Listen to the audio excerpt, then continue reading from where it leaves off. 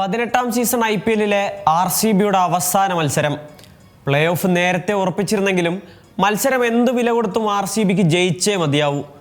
മുൻ വർഷങ്ങളിലൊക്കെ play off ഉറപ്പിച്ചിട്ടും മൂന്നാമതോ നാലാമതോ ആയി eliminator കളിക്കേണ്ടി വരികയും ആ സഡൻഡത്തിൽ പലവട്ടം വീണുപോയതിൻ്റെ ഓർമ്മകളുടെ ഭാരം പേറുകയും ചെയ്യുന്നൊരു ടീം. മത്സരം തോറ്റുപോയാൽ നേരിടേണ്ടി വരിക 5 വട്ടം ചാമ്പ്യന്മാരായ മുംബൈയെ. ആരാധകർ നെഞ്ചിടിപ്പോടെ ഉറ്റുനോക്കിയ മത്സരം.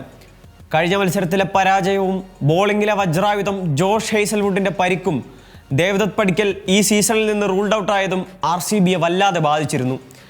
ടീം ഫോർമേഷനിൽ മാറ്റങ്ങൾ വരുത്താൻ മാനേജ്മെൻറ്റ് നിർബന്ധിതരായി. അവസാന ഓവറുകളിൽ ടീമിൻ്റെ റൺനിരക്ക് ഉയർത്തുന്നതിൽ നിർണായക പങ്കുവഹിച്ച ടിം ഡേവിഡിന് കഴിഞ്ഞ മത്സരത്തിൽ പരിക്കേറ്റതും ക്യാപ്റ്റൻ രജത് പട്ടീദാർ പരിക്ക് കാരണം ബാറ്റിങ്ങിന് മാത്രം ഇറങ്ങുന്നതും ടീമിൻ്റെ സ്ഥിരതയെ ബാധിച്ചു. ദേവദത്ത് പടിക്കലിന് പകരമായി ടീമിലേക്ക് എത്തിയ മായങ്ക് അഗർവാൾ ഈ സീസൺ IPLിൽ ഒരു ടീമും എടുക്കാത്ത പ്ലെയറാണെന്നതും അയാളുടെ മോശം ഫോമും ആരാധകർക്ക് നിരാശ നൽകി.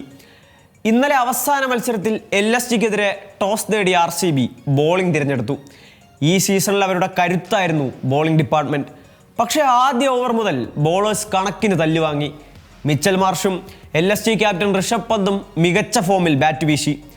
ടൂർണമെന്റിൽ സ്ഥിരതയില്ലാതെ ഫോം ഔട്ടായിരുന്ന പന്ത് പക്ഷേ സീസണിലെ അവസാന മത്സരത്തിൽ രണ്ടും കൽപ്പിച്ചാണ് ഇറങ്ങിയത്.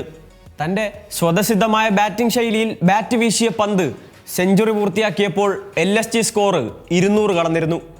ആരാധകരുടെ ചങ്കിടിപ്പ് കൂടി. ആദ്യ ഇന്നിങ്സ് അവസാനിക്കുമ്പോൾ കളി ജയിച്ച് ക്വാളിഫയർ 1 എത്തണമെങ്കിൽ IPL ചരിത്രത്തിൽ തന്നെ ഏറ്റവും ഉയർന്ന മൂന്നാമത്തെ ചേസിംഗ് സ്കോർ നേടണമായിരുന്നു. 228 വിജയലക്ഷ്യത്തിന് RCB ആത്മവിശ്വാസത്തോടെ ബാറ്റ് വീശി. അവർക്ക് കരുത്തായി ലോകത്തിലെ തന്നെ ഏറ്റവും മികച്ച ചേസ് മാസ്റ്റർ ക്രീസിലുണ്ടായിരുന്നു. വിരാട് കോഹ്ലിയും ഫിൽ സാൾട്ടും പവർ പ്ലേയിൽ അടിച്ചു തകർത്തു. ആദ്യത്തെ 6 ഓവർ കഴിയുമ്പോഴേക്കും സ്കോർ 60 കടന്നിരുന്നു. പക്ഷേ പെട്ടെന്നാണ് കളി തിരിഞ്ഞത്. സാൾട്ട് ഔട്ടായ ശേഷം ക്രീസിലെത്തിയ ക്യാപ്റ്റൻ രജത് പട്ടീദാറും ലിവിങ്സ്റ്റണും വേഗം കൂടാരം കയറി. ഒരിക്കൽ കൂടി പ്രതീക്ഷകളുടെ അമിതഭാരം വിരാടിലേക്ക് എത്തുന്നു. അയാൾ ബാറ്റിംഗ് തുടർന്നു. മികച്ച സ്ട്രൈക്ക് റേറ്റിൽ അർദ്ധ സെഞ്ചുറി പൂർത്തിയാക്കി.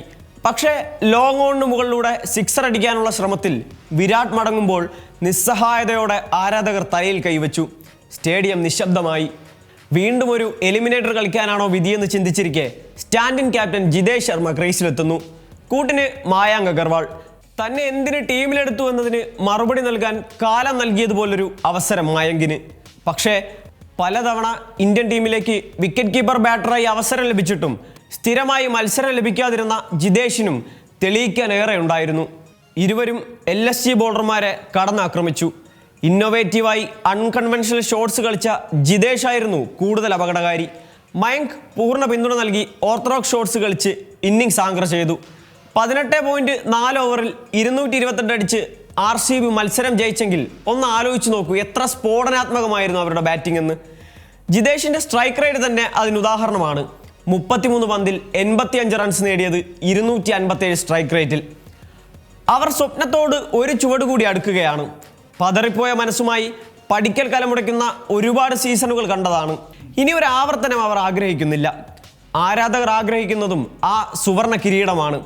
അതിൽ കുറഞ്ഞതൊന്നും ഈ വട്ടം RCB പ്രതീക്ഷിക്കുന്നില്ല. പുതിയ വാർത്തകളും വിശേഷങ്ങളും ഇനി വിരൽ തുമ്പിൽ. എല്ലാ ഡിജിറ്റൽ പ്ലാറ്റ്ഫോമുകളിലും ഇപ്പോൾ സീ മലയാളം ന്യൂസ് ലഭ്യം.